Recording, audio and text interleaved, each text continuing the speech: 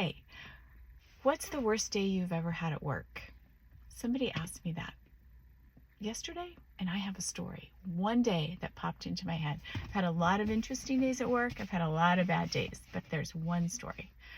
My name is Carolyn Coffey Nissen. I sell real estate and am a professional photographer working in the greater Seattle area. So pretty much anywhere in King County. So I had a friend who referred me to a buyer. Their good friend, employer, coming to town wanting to buy a waterfront home in Seattle. So we spent 2 or 3 weeks touring beautiful homes, had lovely evenings on the deck on Lake Washington, shared a bottle of wine, maybe sat by the fire. It was amazing. We found a home, we made an offer. It had been on the market for 3 or 4 years. 4 offers came in that weekend. We did not get that home.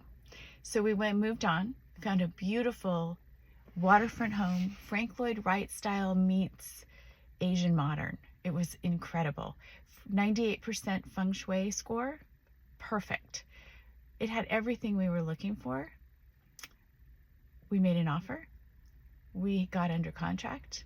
My clients put $250,000 cash down to hold the contract for a longer escrow, a 60-day escrow.